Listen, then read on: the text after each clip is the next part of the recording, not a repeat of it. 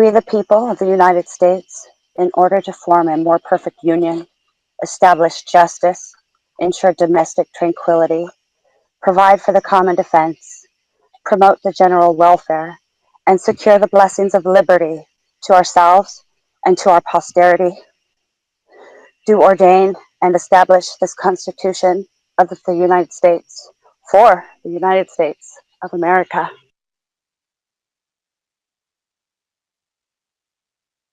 Tonight, we're gathered here to be a source of comfort in many's time of need. My desire to help others survive in a time of crisis has led me to a quite nice partnerships I'm very pleased with. First, I'd like to acknowledge L9 Productions and their fantastic expertise in getting our Warriors Without Warning podcast on YouTube. It's so exciting. I've been wanting to do this since QNN, and USN first discussed this December of 2017. So the exact need to train and or assist people in a what-if scenario is going to be our topics of discussion.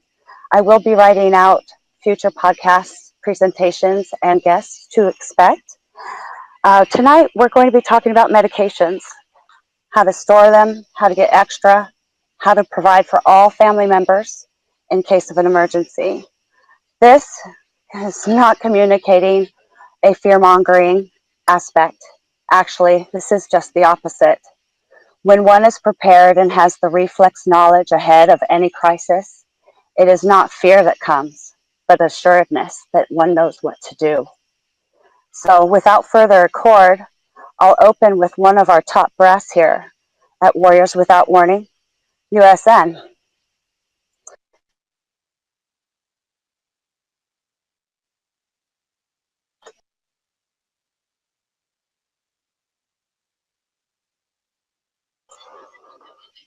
Good evening, everyone. This is USN. How copy? Comms are good. Thank you, Hippo. Okay, yeah, we're going to talk about medications. We're going to keep it really simple. We're going to talk about basic pharmaceuticals and things that you can buy right there, right over the counter at your local pharmacy. Over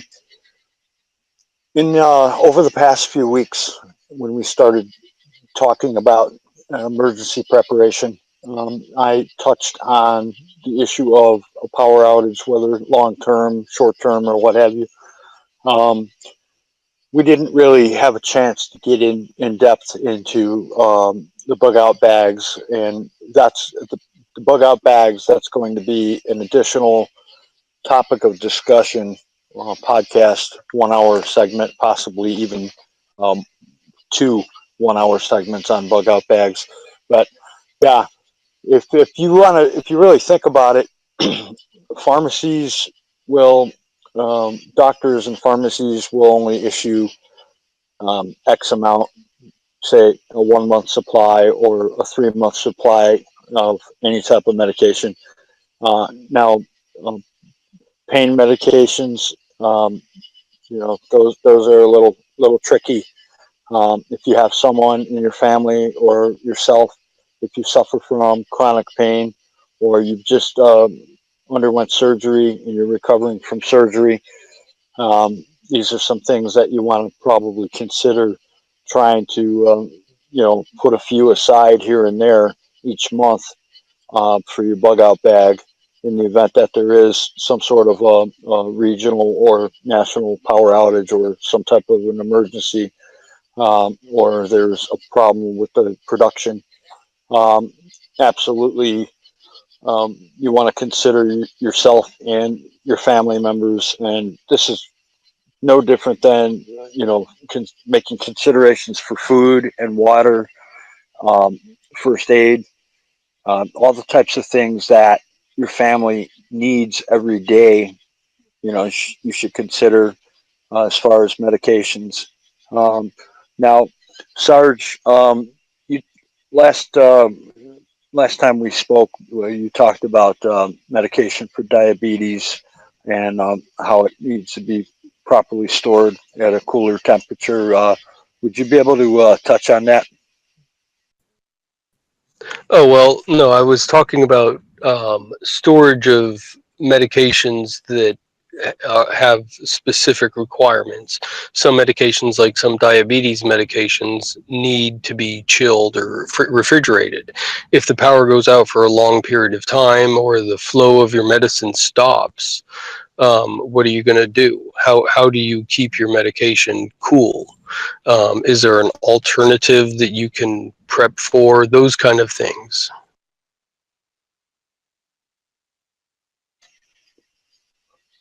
Okay.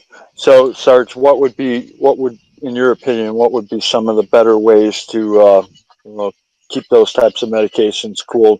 What can people use in their bug out bags, such as like those the ice packs that you have to crush? You have to crush those ice packs to get them cold. Yeah, like would something like that be feasible for an emergency? Oh, sure it would. If you were in an emergency situation and you had those packs that you could throw into a sack, you could use that to transport to wherever you're going, so long as there's a place where you can refrigerate the sacks there. But that's still just a short-term fix.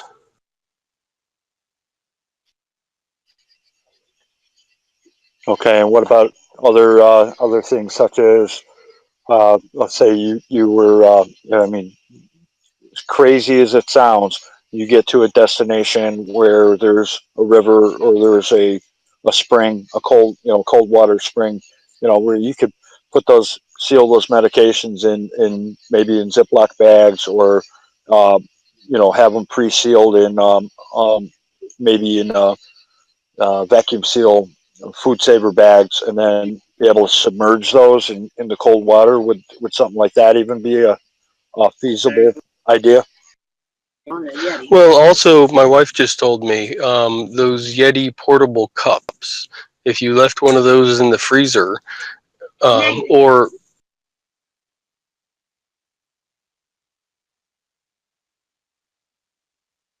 I have one of those cups.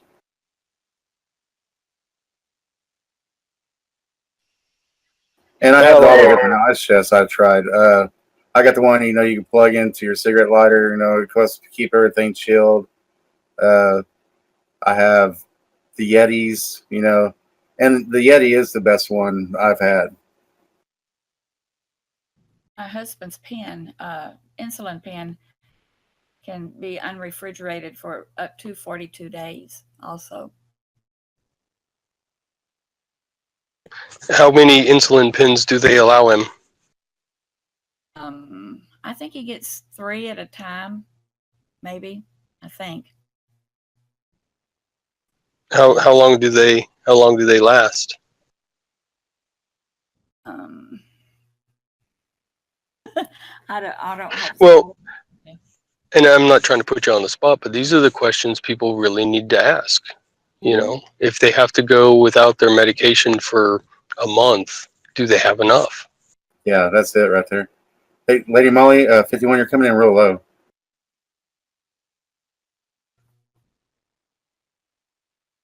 Okay, that was worse. Never mind. Oh, I'll turn it up. One thing that I've run into dealing with medication management for seniors is the fact that they aren't receiving a 31-day supply if it's only a 30-day month. Now, if you think about how many months in the year are 31 days, the big pharma is minusing these people one pill, not one day, or it's just awful because then they suffer with stress trying to get it. Yeah, I mean, the 30-day medication is the one that are controlled substance, is what they consider. I mean, some of your medications are going to be 6 months supply through your provider, which that's what mine is. Yeah, you can ask for your prescriptions to go up from 1 month to a 90-month, but if it's an opiate, they're keeping really tight tracks of that. Right. And I have to go in every 6 months, but I get 6 months at 30-day scripts. So, yeah, it's really kind of, you got to work this out where you get some put back. and use the supply you have, but you want to be 3 months ahead of their schedule. You don't want to be reliant on them because they're not going to give you more. You could buy it without you going through your providers. You could try it that way. And then you're talking about a massive amount of money that you're going to be laying out for medications if you were to go around your insurance company and go directly to the pharmacy. Some of the medications are just astronomical, the amounts of money. Um, something to consider as far, as long as you guys brought up that subject on controlled substances. Okay, pain management. Someone that's suffering from chronic pain, back pain, or what have you, if they've been involved in a car accident and, they have, whatever type of situation they have going on, how do you get around that? Okay, when they control that so tightly, when you can only get a 30-day supply, and you're required, the DEA has required doctors and pharmacies to have the patient hand carry the paper prescription from the doctor to the pharmacist.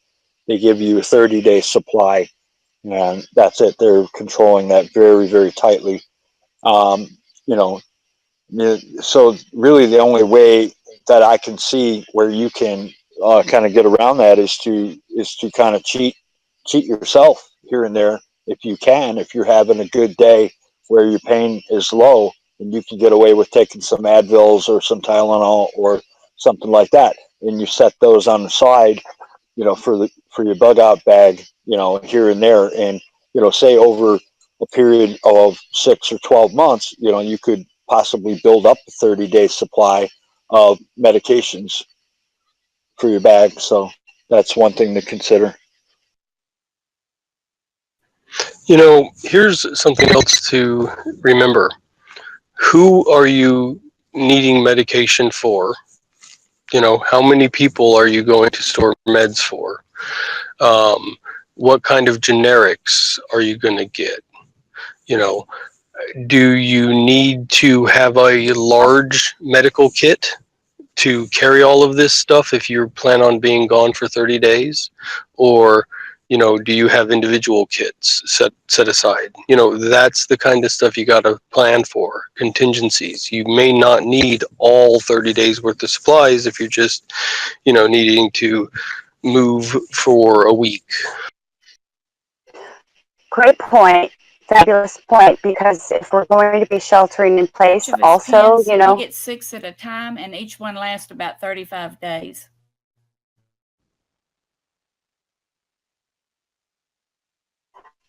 do you think that's a long time?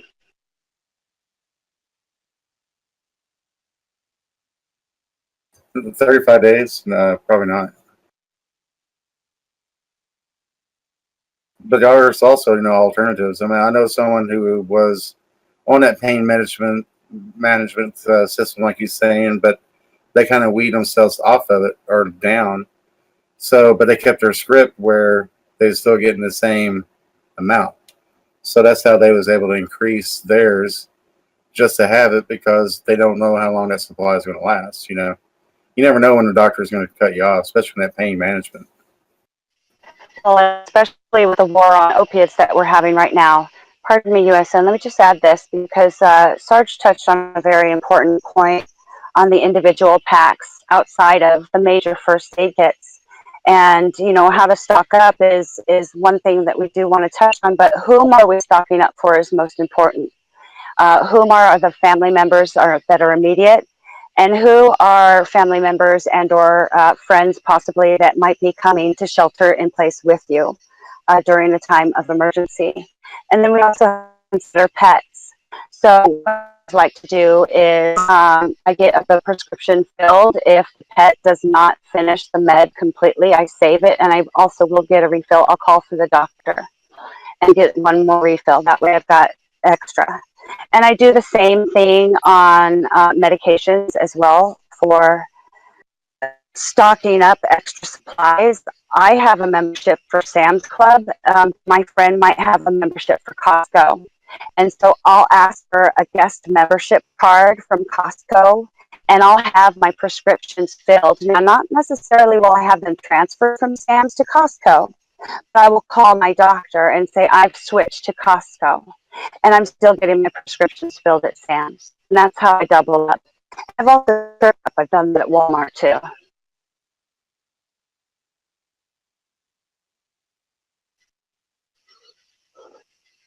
All excellent ideas. Yeah, Sarge, I would like to touch on what you mentioned about having one large kit versus, obviously the go bags are going to be, individual, um, based on each family member and their needs. Not every family member needs medications, but as far as I want to kind of switch over to non-Norco, non-opioid based medications such as like heart medications, blood pressure medications, nitroglycerin tablets, 0.4 milligram nitrostat tablets for people with angina, uh, people that suffer from, maybe have some blockage in the arteries, um, things like that. The doctors and the pharmacies are usually pretty good about giving you a 90-day supply. Even the insurance companies are pretty good about giving you that 90-day supply.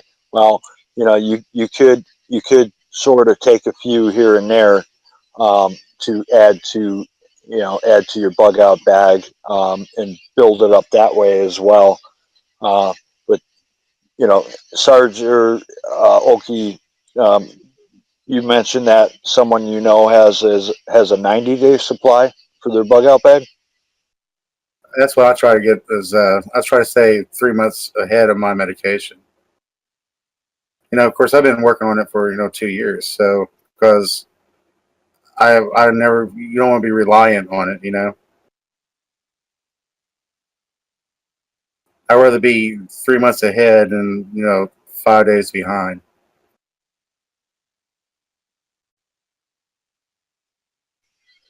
But the medication I take is not as serious as most have, like in your families. Like like my dad's sugar diabetic medication. I mean, it's hard to build it up, but you got to be mindful. I mean, you got to keep up with it, and don't know that if you use a 30-day supply and you don't use it in 45 days, don't take that extra 15 days and not use it. Go ahead and get it renewed, and that's how you get stocked up. Because some of those 30-day supplies or 90-day supplies you can make last longer than what it is, but don't just make it easy on a pharmaceutical company. Go ahead and get it supplied, get it filled, and get stocked up that way. And have some cold medicine aside, set some allergy meds, get some extra stuff like that, because it may be the middle of the winter that you find yourself walking along the freeway getting out of town, that you need that. Exactly. Yeah, good items from the dollar store, such as ointments, Band-Aids. Oh my gosh, great price on Band-Aids there. Stock up on first aid and individual packs. Walmart has a real great savings section on some of these ointments and salves, alcohols. Yeah, so go there. I promote Wally World. I'm sorry. I call it FEMA. It's all the cameras up there looking at me when I go in there. I don't like it. They're filming Wally World. Come on. Yeah.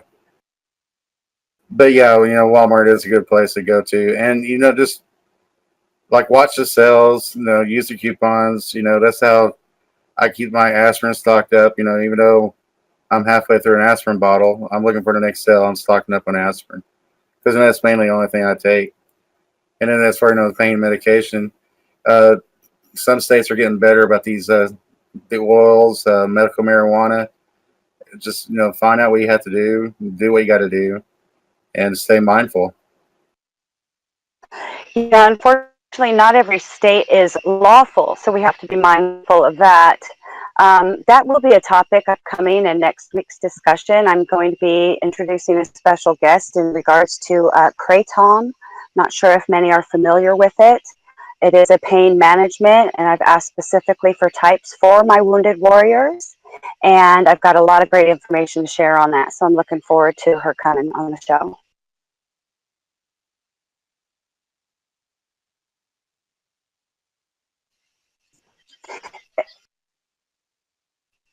In regards to stocking up on the medications, make sure and shop generic. You know, if you turn the label around on your NyQuil bottle and you turn the label around on the store-bought brand, it's exactly the same stuff. Yeah, I agree with that. I mean, the generic is just as good. It has the same ingredients. You know, the only reason the generic is out there is because, you know, they ran out on their patent and are able to make the same thing. So, yeah. Yeah, it's all owned by the big one major company anyway, just a finger umbrella corporation. So it's real. USN, you were about to say? Yeah, I was going to go back to talking about opiates, pain medication for chronic pain patients. Another way that you could consider stocking up on those types of medications, such as Vicodin or OxyContin, oxycodone, hydrocodone, rather than say taking 2 tablets. You know, you take 1 tablet along with 2 or 3 Advil liquid gel type, or some sort of ibuprofen, and try to limit yourself that way, and then set the ones that you don't use, set those aside. Uh, and if you can get away with doing that, and you can still manage your pain, you can sort of stockpile them that way. And, Yeah, it's only what you're going to be tolerant of, you know. You can stretch your limits. We can add in some naturopathy projects in the future. Stock has got some really great ideas coming up. and always have a good conversation with your doctor. You know, I've had the same doctor for a while, and I feel pretty free about talking about anything with them. And, you know, there is alternatives. They know the alternatives. If they don't want to tell you, they at least give you contact information. And, you know, that's always an option. Don't be afraid to talk to your doctors. Yeah, that is one relationship that does need to stay open in regards to our health. I'm saddened by the fact that it's become such a commercialized business in regards to patient care being actually non-existent. It's more about the paperwork and the payday and the insurance companies. So if you're finding a doctor that you can sit there and talk with about all certain sorts of things, and possibly ask for a prescription of medication, marijuana, that's up to you. I would be grateful that that relationship could be open. I also just want to express a concern that when we're talking to them, they're speaking to their computer, their fingers are going, they're typing away. Where does that information go? These days with Homeland Security and all of the components being tied in together, you got to wonder where that information's going. So I am very leery, specifically due to the medical marijuana and the status of state tied in with physicians.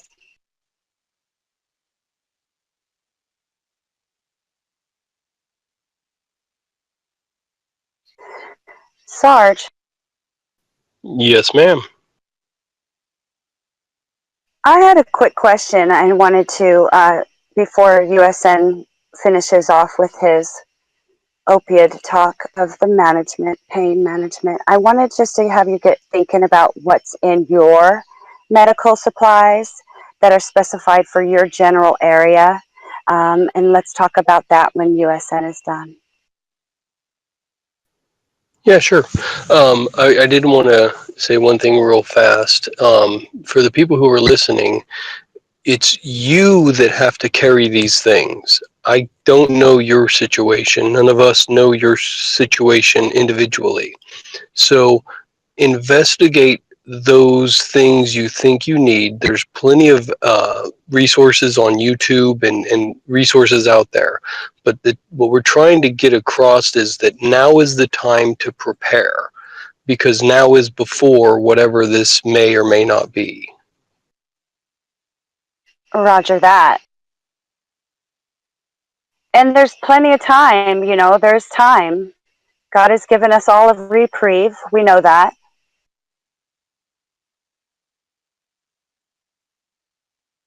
But yes, keep your packs light. When you're talking about medicines, liquids, you know, shoot, there's one concern if you're ever pulled over with somebody else's prescription bottle, and it's definitely not an over-the-counter thing. You definitely get in some trouble there. So even switching bottles for medications is a danger if you've got somebody caring for you and doesn't know exactly what's in that medication bottle. So Sharpie away, use your pens, use your labels, use your dates especially. Medications do go bad. So cycle them out front to back, just like you would do your pantry. Yeah, definitely. And always be mindful of expirations and any of your supply. I mean, you ought to be going through it, at least once a week. Whenever I have one of those pill caddies, so I'm always constantly once a week going through and making sure. Well, for my specified area, what I do for my medicines, because I'm hoping to export it, I use a fishing tackle box as my first aid and medication supply kit. It's easy. It's got a handle. It's got compartments for everything.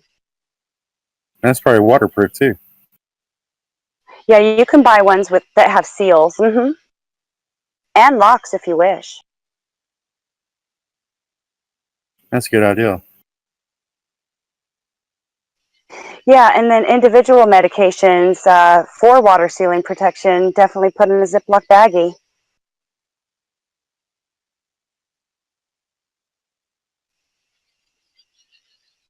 Something else to consider about what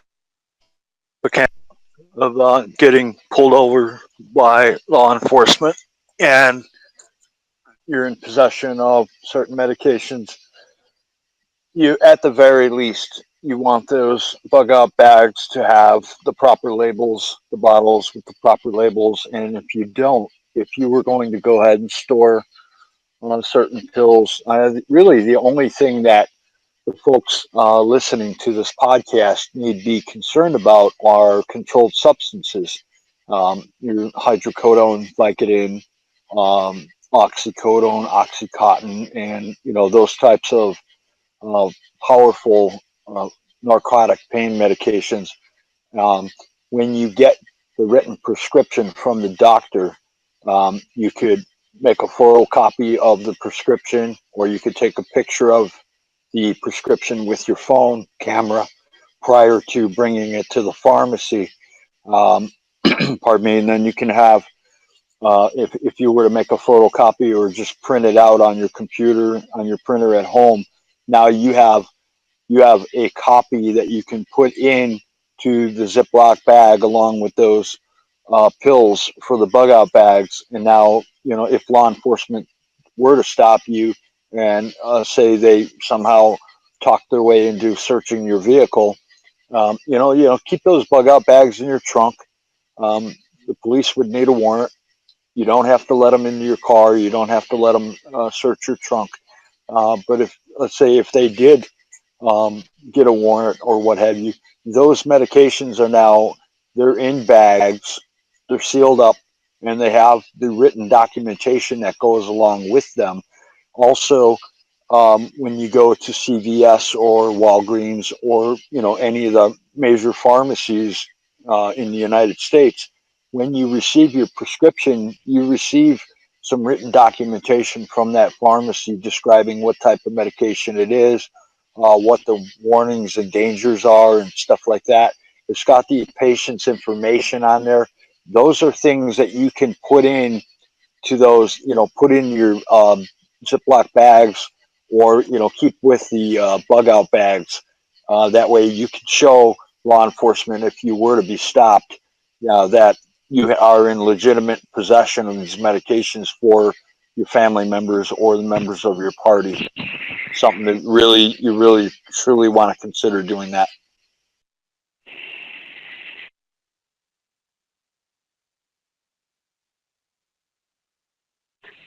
Great. Thank you so much, USN.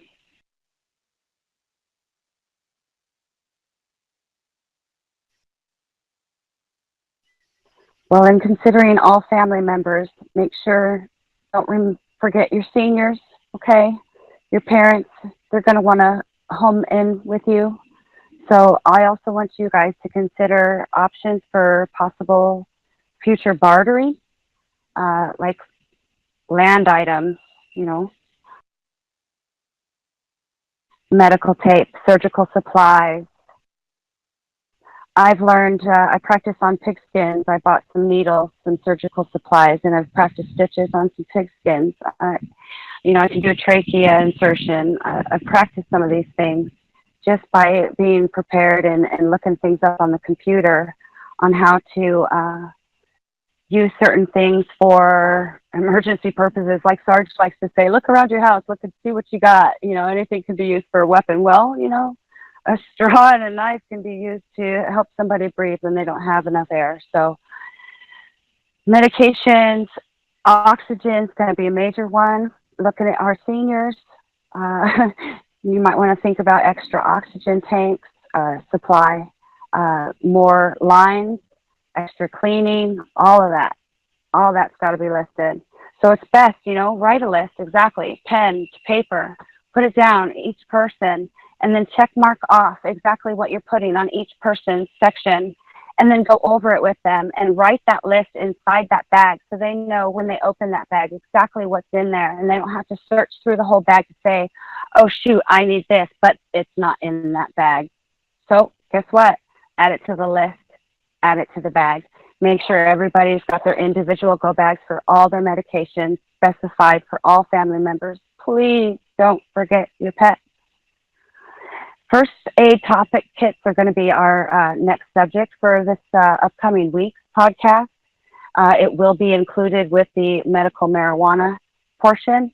And then Staka and I are going to talk about some naturopathy and how to find pain medication just looking around the yard. Has anybody heard of lion's mane?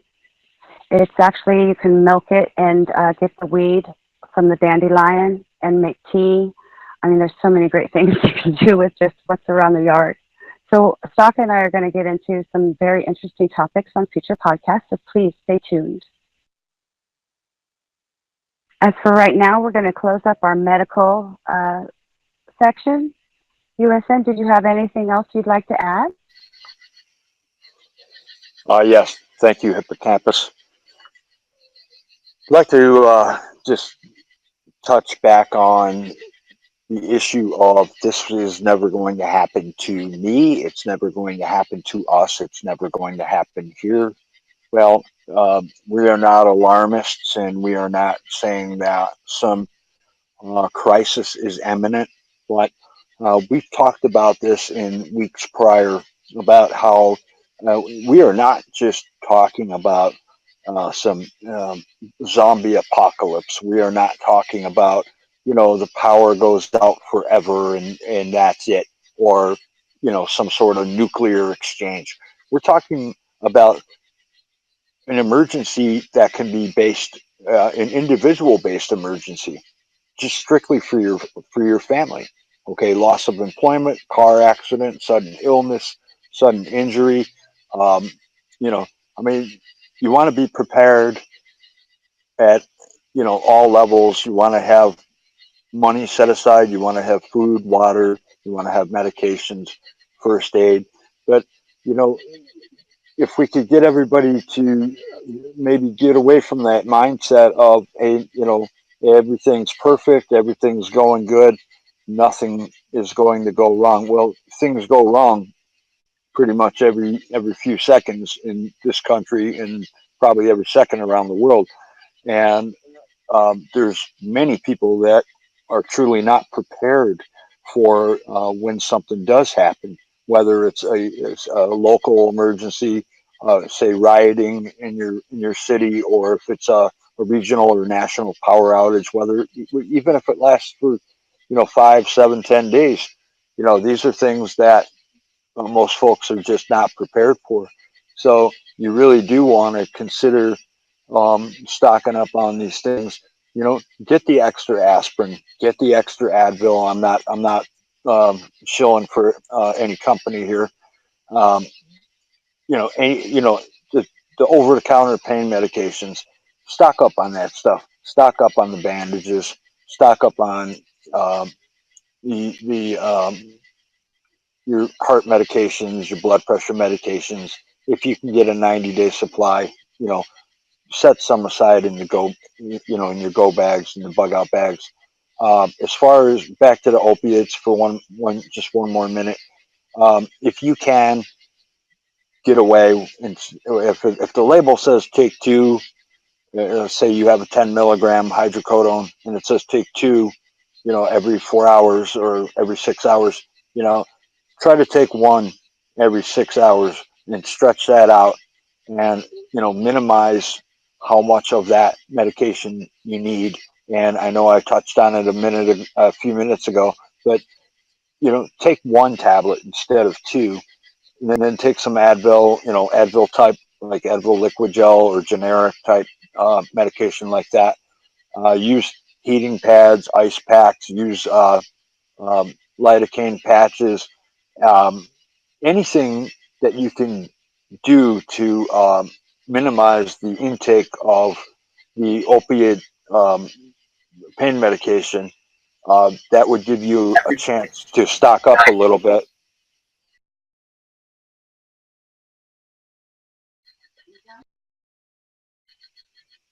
Yeah, Chris, Were you saying something?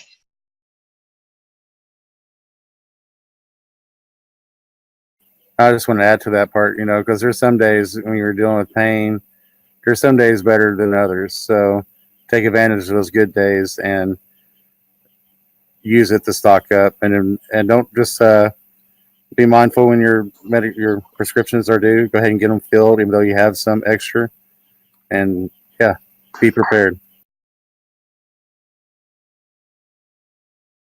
Be prepared and not in fear. I like that.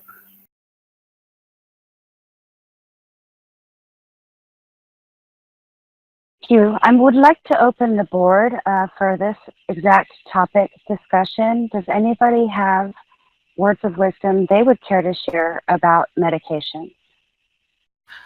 Can I just mention, for antibiotics, another really good, easy way to be able to stock up on antibiotics, believe it or not, you can go to your local aquarium store and you can get something called fish mocks. It is exactly the same as the amoxicillin you are given at a pharmacy.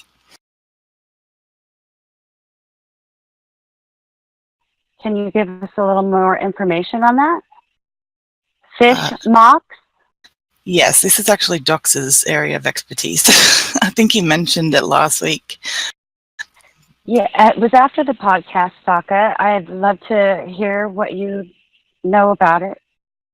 All I know is I've actually had to use it in the past, and it works a treat. As I said, it's basically just exactly what you get over the counter. Fish mox is the equivalent to amoxicillin. There is one other one, I'm not sure the exact name of it, but I can get some info and we can add it into the medication text and stuff. But yeah, fish mox. It's only like $18 or something for like a 50-count bottle. And if you grab a couple of those, that way you'll always have some form of antibiotics on you in your bug out bag. Is that spelled FISHMOX? I will believe so. I will double check for you. Thanks, Staka. Yeah, maybe we'll have him just touch on that next week if he's rested. Anyone else?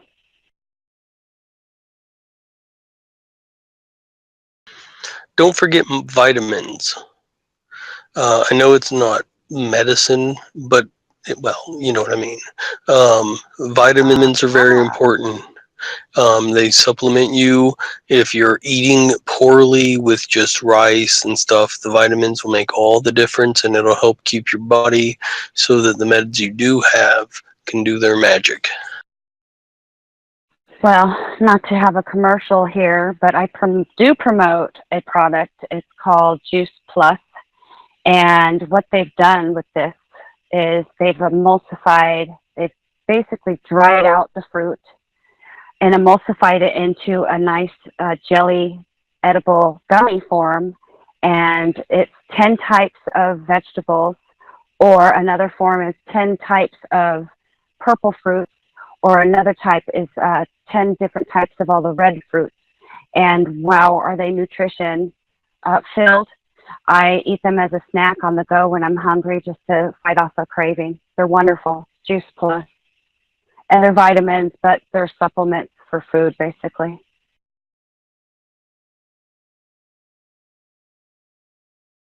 Yeah, if you've got calcium deficiency, stock up on all of that stuff. Great point, Sarge. Thank you. Anybody else? With the vitamins, real quick, make sure you check out your pharmacies, because a lot of the vitamins, you can actually get buy one, get one free sales on most of the vitamins. Good one. Or buy one and get one half off. I've seen a lot of. And then utilizing a Walgreens or a Rite Aid coupon. Yeah. Yeah, I was just about to say there's also a lot of coupons for vitamins out there too. And most places will take a double coupon, won't they, Staka? I know CVS 100%. They'll take a store coupon on top of a manufacturer coupon. So like 90% of the time, I only pay $2 or $3 for two big bottles of vitamins, because I will usually get buy one, get one free, and then I can.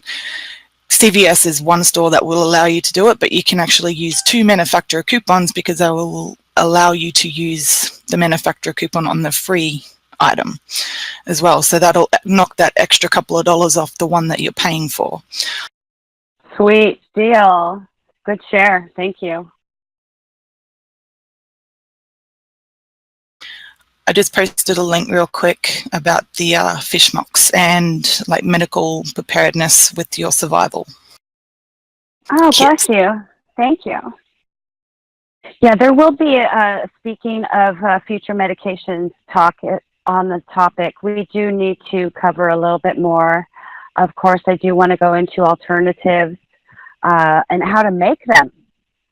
So, you know, brewing up your home pain-free medication on the stove, we might be able to work some recipes out for you folks. So keep an ear out. I can drop a couple right now if we want. Since we were talking about, you know, high blood pressure and cholesterol and like pills and things like that, there's a couple of recipes that are really awesome and really quick and simple. You know, most of the stuff that you should already have, you know, in your everyday kitchen, basically. So one moment, I will drop a couple of links for you. That's fantastic. Thank you, Staka. You know, I just love having you here with us. You're so informative with just gems. You just bring us gems. Thank you, girl.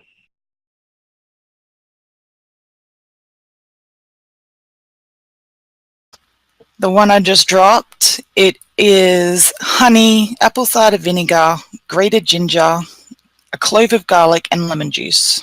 That's it. And it helps with high blood pressure and cholesterol. Actually comes from the Amish culture.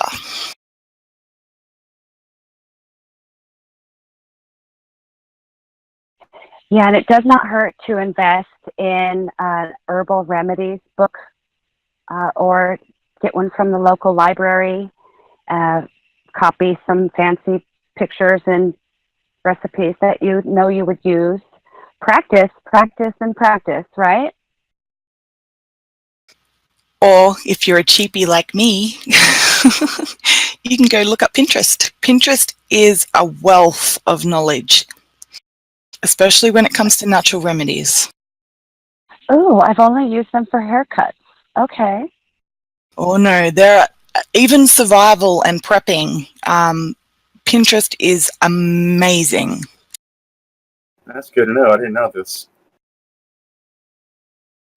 Yes, I'm totally a Pinterest mom.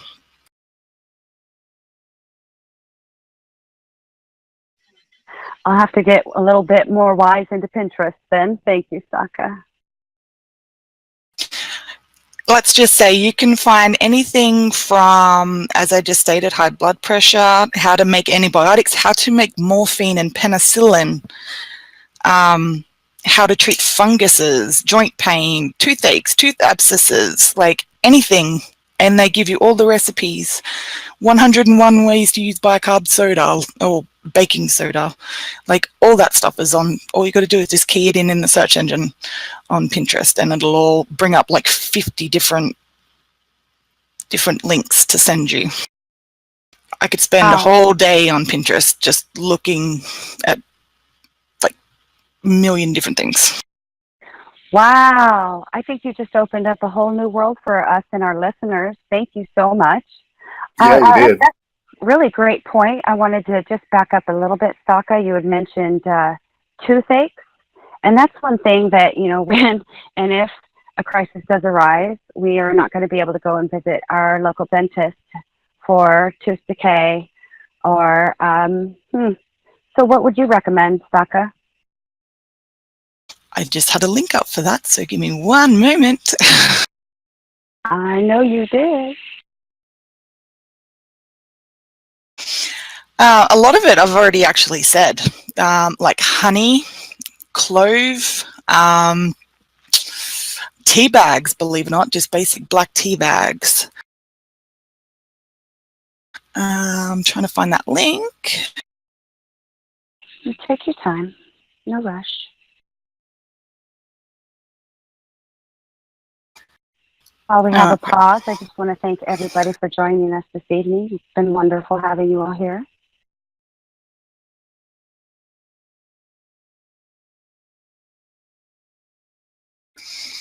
So yeah, as I was saying, this is for like toothache or even an abscess tooth. So when it's like severely infected and can turn, you know, in a survival situation, it can turn really quick into sepsis, which can be quite serious. So, you know, you can use all these basic things that can knock it down really, really quick.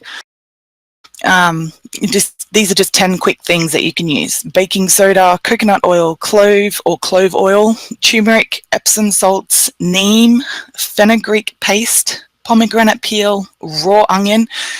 Never ever underestimate the power of an onion. They are a natural antiseptic, and they will just blow your mind what they can do in a health situation. And number 10, echinacea herb. And I posted the link in text. I appreciate that, because there's no way I could keep up with jotting that down.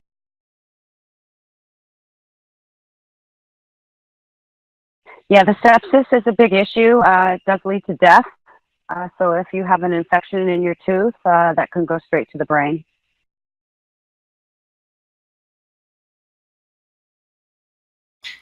And I can also add one a really quick and easy way to make a basic antibiotic. And it is basically, and I will add the link once again, it's garlic, honey, ginger powder, chili powder or chili flakes, cinnamon and lemon. And I will add the link on how to make the recipe. Fabulous, darling. But yeah, simple, easy, and it will, you know, basically act as an antibiotic if needed. I'm wondering, how many of you know that your teeth are actually alive? Something to think about. They are. When we pray for healing, you know, all those stripes that our Lord took for my healing and yours. So part of that is your teeth too. So, you know, pray for that. If you have a hole in your tooth and you put forward a good, positive action and prayer, that will heal. Believe you me, I believe in medicine. I believe in doctors. I believe in the way of the Indians too. You know, we can go all sources, but the way that it looks these days with President Trump working on the opiate crisis, our wounded warriors and our men in war that are coming home are going to have some issues. And so that's my main focus for our next talk is getting into some medications for the wounded warriors that are going to be assisting getting them off of, or at least lessen and decrease their substance on opiates. So that's important. And in closing tonight's talk, Lady Molly, would you care to share? Turmeric is very good for lots of different things, inflammation, colds, sore throat, anything just about that you've got, it can help a lot.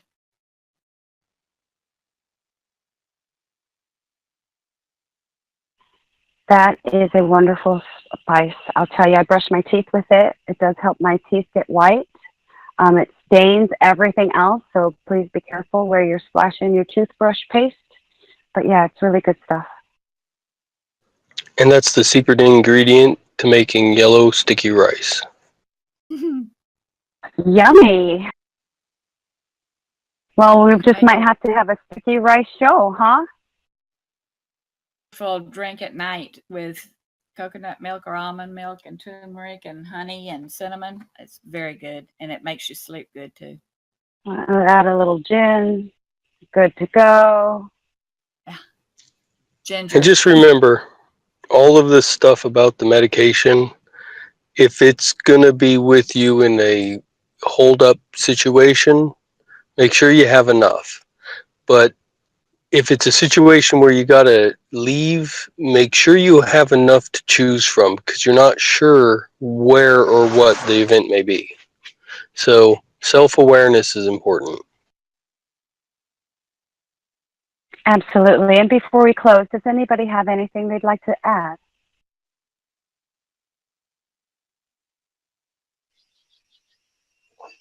Yeah, sure. It never hurts to prepare. It doesn't take that much to set a little bit aside here and there over a period of time, like I had mentioned earlier. Um, set these medications on the side for yourself, for your family. Um, in the event that something does happen, you'll thank yourself.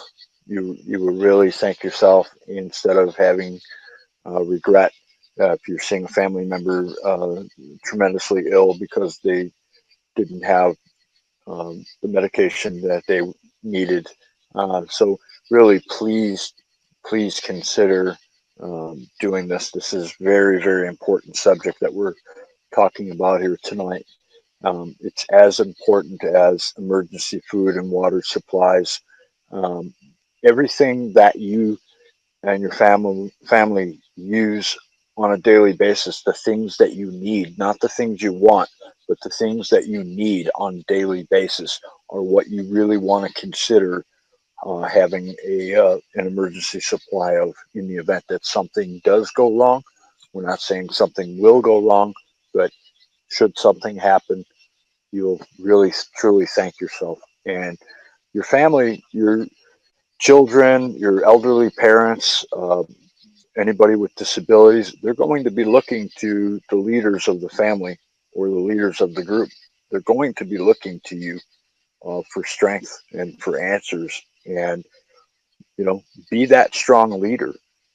Be that strong leader that took the time to sit down and think things over, think this through, make a plan, set the things aside that you need for yourself and for your family. And you're all, you're all heroes. You're all going to take care. You're all going to stand up and rise up to the occasion. So please consider setting these items aside. They're very important. With that, USN is out, and I want to thank everybody for joining us tonight on this podcast. And we'll see you next week. God bless. Take care. Thank you so much, USN. I appreciate all that you do for all of us here at Warriors.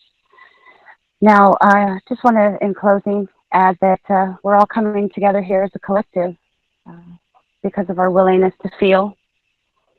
Love is going to unite all of humanity, and those of you who have done the majority of the heavy lifting for humanity will not only be there in that moment when you can feel the collective coming together, but you will also be the leaders that bring humanity into a new fifth dimensional frequency range. So with that, Warriors Without Warning is out too. Thanks, everyone.